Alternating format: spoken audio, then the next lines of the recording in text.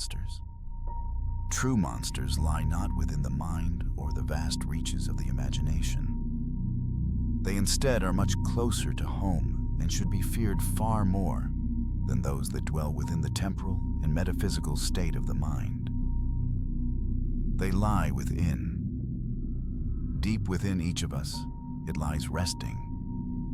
Our own personal demon resides in our own hell. It depends on the person's will on how much that monster shows. Those with a strong heart and a formidable will hardly, if ever, allow it to kick the surface. Only when they pass through the gates and into the arms of the afterlife is that monster purged, allowing only true happiness and tranquility to shine for the rest of eternity. However, in those of ill heart and sinful acts does that demon grow, fermenting on the inside. It becomes something the person isn't aware of, their personality. Others may see it, but the holder of such a beast sees it in a different light and blames their suspicions on the accuser's narrow-mindedness. When these souls pass through judgment, they are given one more thing in their greedy lives: eternity in oblivion, with the monster within eating at them from inside. They will suffer from the beast of their own creation. It's all a card game, each player responsible for their own decisions. Some will play to the end, and with the help of virtue, they will walk with the pot. Others leave early empty-handed. A new game is set in motion. This is not a game too many are familiar with, even though each of us plays it.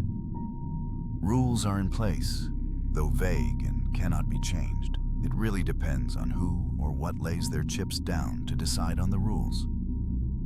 Humans aren't the only ones to play this game. Under the merciless sun, the recent corpse of one unfortunate doe lay in a small clearing in the forest, so graceful in its life and beautiful in its death. Her death was not due to an attack from a predator. Rather, she fell victim to death's icy hand from an incurable disease. None wanted this, but it was inevitable. Just a simple act of fate playing a cruel card game with life. So here she lay, rotting slowly but surely. Beautiful she was, and beautiful she is, as if she was sleeping, not dead. Though in some perspectives, it may be hard, or it may not be for a simple deer to sin. But this deer was as pure as the grass she called her deathbed. She lived a wonderful and bountiful life, as most deer do, with a family and not a care in the world. All was vibrant, perfect even for this young one. Still, with this much purity and love stemming from such a graceful creature, there are those that wish to take it away, turning the sentiment of happiness and vibrancy to hate and anarchy. They consume without a second thought on the matter, thinking only of how they can benefit from the recent casualty. This innocent doe would not only fall prey to a premature death, but an insult to injury. A brief flash of shadow crossed the sky above the forest, tracing its mark across the clearing. Again and again and again, the one entity then honed in on the deer from above, circling it again and again. Then, a second one joined in on the ring around the rosy that was ensuing. And then a third. Death didn't permit the creature below to make so much as an utterance as the leviathans above danced in the sunlight. The only dance the fallen one was witness to was one of a repetitive ebony circumference taunting merry-go-round around its body. She lay there, completely naive of to what was to ensue. The Queen of Hearts has been laid down flat on the table, being eyed by all players. The elderly man lay in the comfy hospital bed, draped only in his uninteresting pale blue garb and a thin blanket. IVs pumped and machines of all different sizes, all attached to him in organized disarray. beeped and turned in a symphony of repetitive, mind-numbly dull harmonies. His gaze was fixated on the tiled ceiling above him, not really focused on the tiles themselves, but rather the thought of this being his last chamber he would experience before he passed away. There was really anything he could have done to avoid it. He knew from his childhood that his family had issues of the like that had taken other loved ones away. By the grace of God, he was allowed to walk the earth amongst his family and friends far beyond his expected time. For that, he felt blessed. He didn't have any regrets or things that needed to be said or done.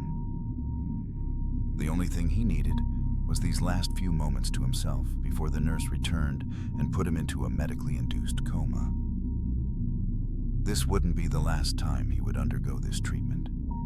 He was merely preparing for being taken from this world peacefully and within his dreams. He only has a few days left, and he was ready to be taken into God's glorious hands. Today was the last of the preparations, and then in 2 days, he would be gone, leaving in his last artificial coma. This man doesn't need a name. Names are a formality in which were given to those whom others had time to learn about the person, which this wilting man didn't have. Anonymity in a game gave the time actually playing a much higher value. For the time being, we'll call him John Doe. Old to him, Mr. Doe was in his late 70s suffering from cancer. What type of cancer? Again, that information is a formality. So this elderly man is dying, and nothing can be done to save him, though it's not a hated demise or feared in any way. He lived his life as a proud Christian and would leave this world as one. He has everything to live for, but willing to give it up. No matter how many tears are wept, and no matter how hard experts try, he was going to die. His wife had died a few years back, given to God unexpectedly due to an inebriated driver. He cursed the man who did it, and at some points in time, wished he was the one in that car, or that the other had passed with his wife of over half a century. Before his bed, he knelt at night and prayed for God and insisted for him to give him an answer. The man knew what God wanted for him and lived the rest of his life grudge-free and loving those around him. One could say this man was quite well off, not being born into his money, but making it over time in a small family-operated business. A community hardware store which was very prosperous that, under his management, financially boomed. He saved a sizable amount of money and gave an equal amount to various charities and to his local church that he has been attending for a rather large portion of his life. The father there graciously accepted, and the church thrived. The man didn't live extravagant, however, he did buy some nice things for himself and his family. It wasn't greedy for him to do so. Most rich people lived the life of someone in that income bracket. All was well for the majority of his life. The man lived without sin nor grudge. He was pure. The King of Hearts is a respectable card in the game. However, there are those who wish to take the king's riches and bounty. The nurse casually strode into the man's room, and after a nod, she silenced the king, allowing him rest. Leaving the room, she was completely unaware of what came around the counter at the visitors' area, people led by a separate nurse. All the woman saw was hearts in their eyes, though through theirs, they only saw diamonds. These black cards of misfortune held in the hand of the naive followed the path for the elderly man's room, their feet marching in determined though subtle manner. The time for waiting was over. The aviators of death settled. This was their next target. Slowly, they circled each other mechanically, losing altitude all the while. They flew and flew, descending on the harvest not unlike sharks. Black feathers danced in the air above as they came off the dirty wings of these jacks. Some consider these creatures jacks of all trades, as far as their species was concerned. They weren't picky, quite adaptive, actually. Able to survive and thrive off anything they find and moving as a group. They seem to be closer than family, though we are more than certain that they have very different agendas. They only work as one to accomplish tasks at a more efficient rate and manner. Cries from these birds of prey are heard calling out across the vast forest. A few smaller winged animals scatter from the surrounding area, not wanting to challenge one of these monsters. Their sweets and mystique may seem promising to some, though others know they don't hold much merit. The jacks are carefully laid out. A heavy wooden door belonging to the room of the near-deceased man opened pensively. The second nurse had shown them the room, then left to return to her desk to deal with other jacks. Uncaring hands opened the door to the room with false smiles to greet a man that didn't even know they had. Each came into the room, one slightly aged and balding, a woman and a man whom obviously were connected on a platonic level, and an extravagant-looking woman. Who were they? Well, as I've explained, formalities are unnecessary in this situation, though their connections we can brush up on. The balding man was the elder's little brother. About in his late 60s, the man of the couple was the elder's son with his wife dutifully at his side, and the woman was the housekeeper. Each took their respectable spot around the man whom they'd told others they cared for so much, giving lamely glances to each as they shuffled around. The one seat in the room was taken by the finely dressed woman. The balding man sat on the edge of the bed, and the couple stood to his right. Each gave each other looks of indifference before one of them finally piped up. "He dead?" The balding man inquired groggily, clearly having been awoken from some drunken stupor to come here. "Open your deaf ears," the woman retorted after a tut. "Huh? The hell you think they are? I can obviously hear you. Can you hear me, though? I asked if he's dead yet." The shiny-headed drunk said, catching the weary woman's eye. "Uncle, shut up and listen," the younger man said, trying to get him to listen. "What for?" he responded, an air of irritation looming in his voice. "The heart monitor," the younger man's wife stated flatly. The room went quiet for a moment before the man said in realization, "Oh." Their eyes fell back on the elderly man with a newfound longing, not for his life, but for something more. The ravenous birds were coming lower and lower to their meal. Their wings grazed the treetops, and they broke apart. One by one, they swooped into the clearing and more directly towards the doe. Wings spread, slowing the rapidly increasing descent.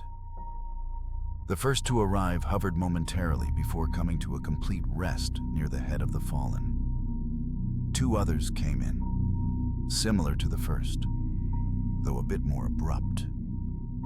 They all surrounded the carcass, their bald heads glowing in the afternoon sun bathing the land. They looked around to make sure they were alone and that the feeding would go uninterrupted. Satisfied with their surroundings, they took glances at one another, eyeing each other up to see who would go first. Though they could digest just about anything, they couldn't digest each other's hatred. They didn't want to offend another for fear they wouldn't help in the next hunt. However, if they continued this brooding, nothing would get done and they would end up dead themselves. It was the first who had the audacity to take the first curious peek at the doe's neck. The next hand was underway, with none of the players folding or backing down. Time to see how far they'd go to get what they desired in the end. Each person in the room looked at each other wearily before one finally spoke up. What's he planning on doing with his stuff? The younger said, unabashed about bringing up a touchy subject about his father. Well, to these four, touchy wasn't the right word. It was the reason they each were here after all. The hell if I know, the drunk said, before reaching into his worn-out jean jacket for his flask. Well, I'm sure he wouldn't die without putting me into his will, said the woman in the chair adorning her fluffy mink coat. It was the arrogant wife that spoke next. Not before my husband, surely. The other woman looked at her incredulously. Please, I was with him for the last bit of his life, helping that, She almost directly bashed him in front of his son. Not that she cared too terribly much. Instead, she chose the higher route. Respectable man with anything he needed. He, on the other hand, left as soon as he could and hardly ever visited. The nerve of some people. She turned her head and raised her nose in the air as if to dignify herself. Maybe, with that attitude, he didn't put you in at all. The younger replied starkly. The other looked back aghast, as if she was royally insulted.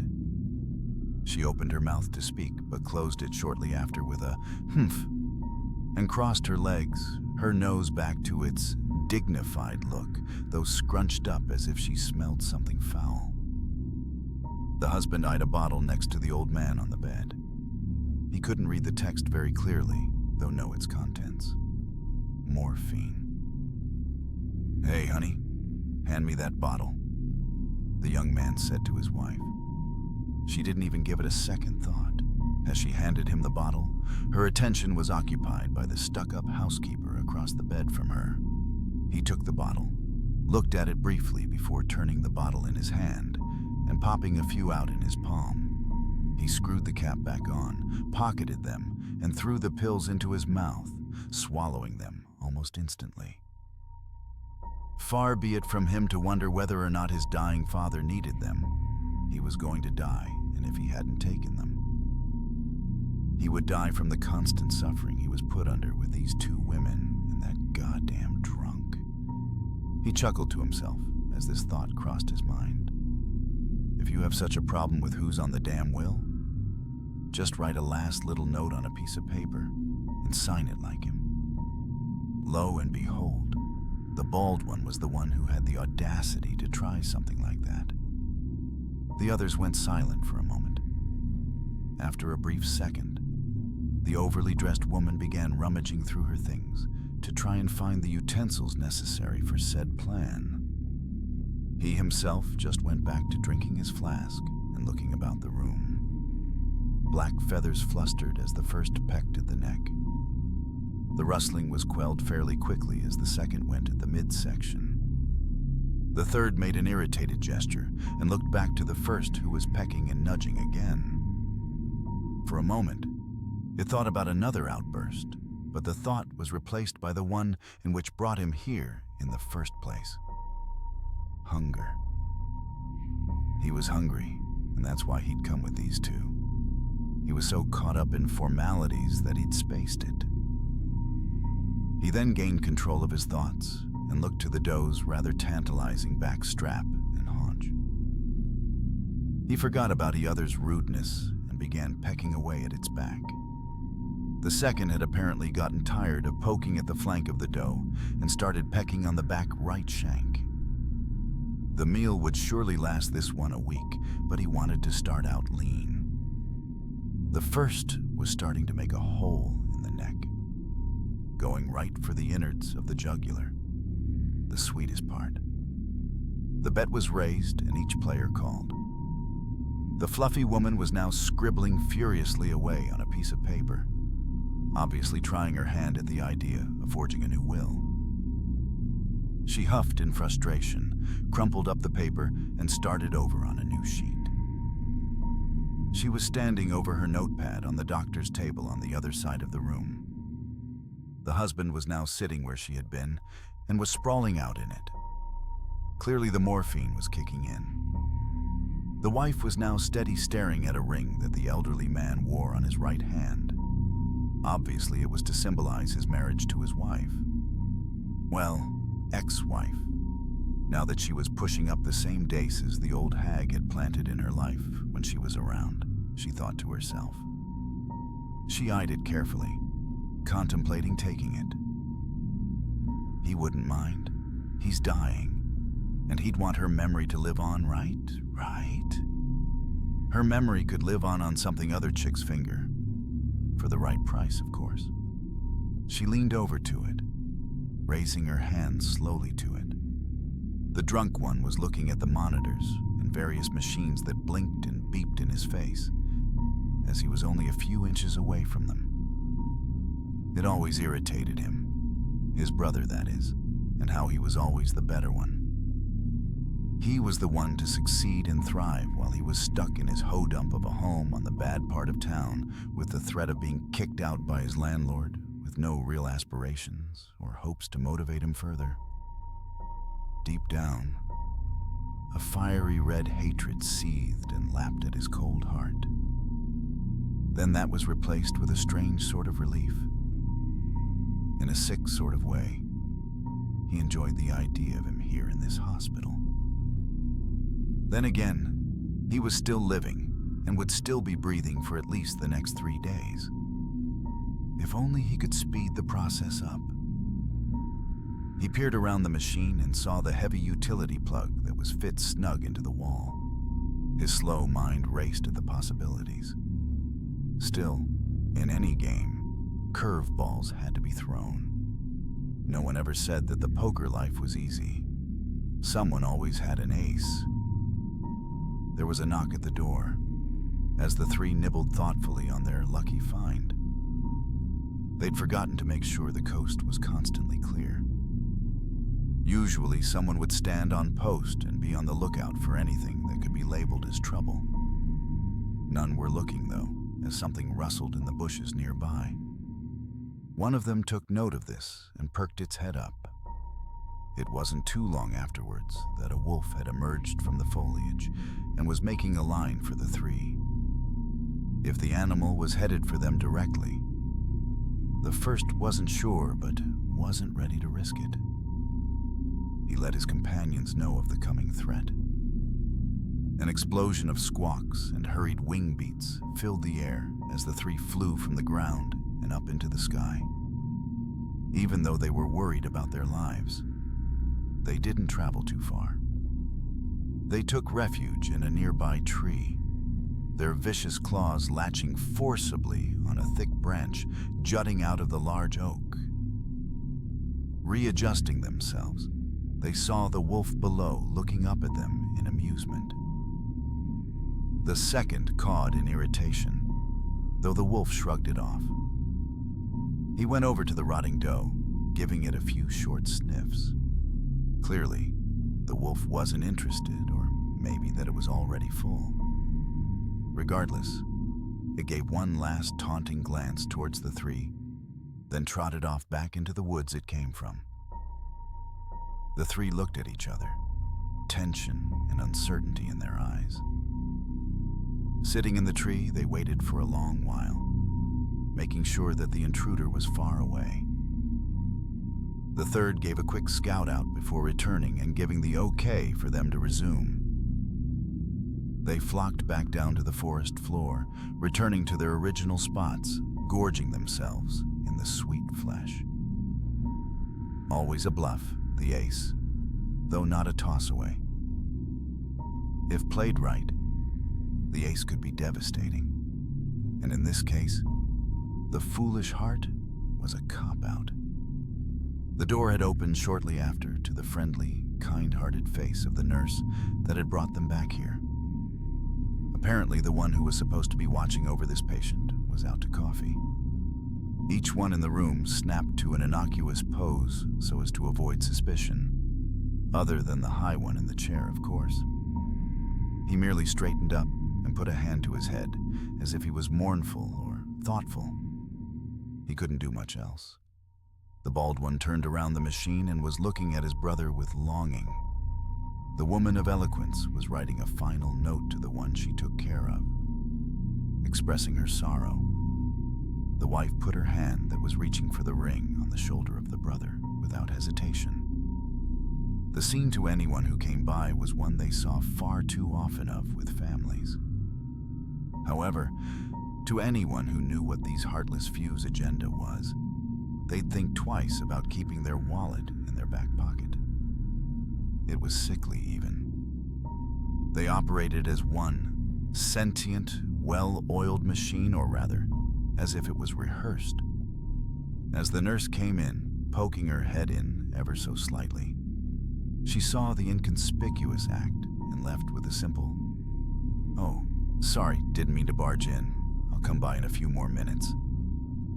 As the doors shut, each of them peered from their unmarked spots, waiting for the next stage direction. All of it was a bluff to them. The husband slumped back in his chair. The wife looked at the ring again before feeling damn near obligated to take it with her disgusting conscience. The brother gripped the railing of the bed tightly, deciding whether or not he should do it. The caretaker gave up trying to write a new will, angrily shoving her notepad back in her purse. She, instead of brooding to herself, began thinking of a new plan. With an inquisitive tone lacing her voice, she asked, "Does anybody know who the money is going to?" "I think he said he was going to give it to the church," the drunk said through gritted teeth. "What about his pension checks?" The wife remembered. Why hadn't the eccentric thought of that before? This little girl was smarter than she was led to think. With that, she got out her notepad and began scribbling once again, new ideas flocking to her. She would get at least some of this old man's money if it was the last thing she did. The husband brought up something else the others had thought about, but just about forgot. Through his hazed mind and with slurred words, he said, "What about his house, his car, and the dog?" Again, the drunk was the only one who seemed to know the answers. Getting more and more infuriated the more he thought about it. The house is being auctioned off. Money goes to the church. The car is probably in the will somewhere. And that dog. He took a drink of his flask, swished it around in his mouth, then spat in the trash can before continuing. "Fuck that dog. Have it euthanized and buried with his wife. I ain't going to keep it." As it's been mentioned, these jacks aren't too bright nor are they caring. People who know people like this tend to refer to them as jokers. Fairly useless and not too funny, though in this game, they are essential. This game doesn't resemble any game you've seen thus far. Kings and queens rule the table, though jokers can be quite the annoyance if not dealt with. Usually, those who put these cards down are risky and don't think too much, thus losing their pot and walking away a fool. They never do win in the end. They merely show up for the thrill. If you get the chance, ask them how they feel about their last game in hell. Fur ripped and skin tore as the three voraciously ate. It was an organized and meticulous act of disharmony. Then again, such was life. The third was busy peeling away a strip of skin on the doe's back while the second was busy stripping the leg. The first was well on its way to grabbing an artery in the neck. Almost. Though the wolf had passed, they didn't want to risk losing their queen to the ace. Stomachs needed to be full, though, before they left, leaving all three torn between their justified fear of the wolf as well as the other fear of starving. Ignorant to what was happening, the doe was far gone, though the body rotted and festered upon the ground and within the guts of these beasts of unashamed gluttony.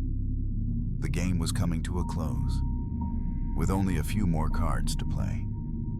It was becoming tenser and tenser with each minute. The variance of people in this room needed to clear out with what they could. An assumed visit turned to gravid greed. The quicker they could clean this man out, the quicker they could leave. The wife picked up the old man's chilling hand and began to thumb around with the silver and gold emblazoned ring.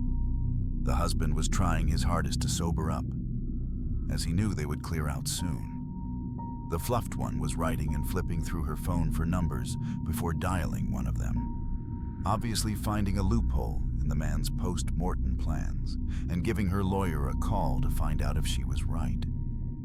And finally, we return our attention to the bald one, now looking once again at the plug attached to the box, keeping his only brother alive. To him, it was simple enough, his mind just about made up. He reached out, hesitant at first. He recoiled his hand, then with newfound determination, reached out once again, a moderately steadier hand. Plucking and pulling, the first had gotten a hold of the artery it was searching for and began to snake it around the muscles, eating some of the more adamant strips of muscular tissue and pushing weaker ones out of the way. A strenuous process, but it would be worth it in the end. Loose feathers flew about the air as the piece the third was working on snapped with a satisfying noise, the ambient atmosphere of this clearing becoming a flurry of feathers and sounds of crunching, squawking, and ripping which permeated the air. With a satisfying click of a phone, the refined woman gathered her things, throwing them in haphazardly and saying something along the lines of being done here and that she'd be by the car. She took her leave, the sound of her high heels clicking as she was heard down the hallway outside. She had left the door ajar, which only instilled a sense of rush and adrenaline in the wife as she slid the ring off the old man's hand and into her pocket. Everyone was putting their cards down. It was time to see who would win and who would not. The third gulped up his strip of flesh and took to the skies, not needing much else for the time, as he was also fearful of the demon dog's return. The second had since moved up from the leg and decided to take it with him. With a feeling of haste, he began to tug and pull on the leg, attempting to rip it completely off. Tearing and popping now replaced the sound of simple ripping. The first tore a heap of tissue and muscle out in its attempt to alleviate and extricate the artery it was after. It didn't matter too much, just a messier meal later. After feeling the ring hit the bottom of her pocket, the wife then went off to collecting her husband from the chair. After heaving him up, she supported him by the hip, and he did the same as to avoid suspicion when leaving. They gathered each other and hobbled subtly but surely out the door into the hallway after the woman. The only one left in the room was the drunk one, left with only his older brother in a bed and hate in his hand. He pushed the machine's card out to reach further back, his hand mere inches from the plug. The Queen of Hearts' leg ripped from the rest of her body with the noise of Velcro. It wasn't a terribly difficult task to take the leg, as the few days of rotting prior to the harvest had loosened the skin and muscles old on the appendage. It was only the bone that was an issue with, in itself. Didn't take long either. The bird of prey pulled it a few feet from the carcass, biting into it for a better grip, and spread its wings to rise up to the sky after its companion in survival. The first, now alone, pulled and tugged, ripping the mass further and further out of the hole in the doe's neck, led by the thick pipe of still blood, shredding muscles in the esophagus. A greasy, dirty hand was a firm plastic plug in the wall. A drop of sweat bubbling on the surface of his head, just above his eyebrow. A neck was strained as the effort became ever more strenuous. The struggle was just about over. A firm hold on the plug felt the racing heartbeat within his hand. Tendons parted, cold blood spilled, full of a newfound confidence, exerting with unwavering determination. Plastic met tile, clattering and recoiling to the machine, eliciting silence. A mass of meat splattered out onto the forest green. Standing back up, the ensuing sound was of people walking about with their normal business outside the room. A cool breeze brushed over the bird and its prey. With that, he turned and walked into the hallway, closing the door with a sweaty hand and an emotionless face. Putting into one pile, he got a good grip on it all. Wings spread. After one strong wing beat, he was airborne and was on his way to his nest.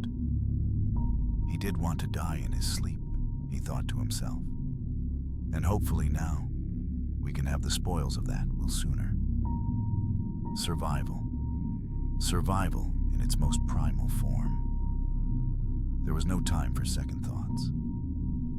He didn't care for the one he'd taken the meat from. He merely thanked her with his black heart. And so, the cards were played, and the result was shown. There was no winner. There never is, was, or will be. The king and queen of hearts are discarded. It's not that they had a bad hand, it's just the name of the game. Now don't think that these people don't have a heart. They do, and it's blacker than cold and hard as a rock. The only question that remains is this: how will you play the game? Will you have your inner monster on your shoulder helping you? Or will you take the loss on the chin and walk away a better man? If you take anything from this, let it be that not only humans play this game we've come to know as the unknown. Vultures do too. Thanks for listening. If you found this story thought-provoking, give it a like, share your thoughts below, and subscribe to Red Mirror.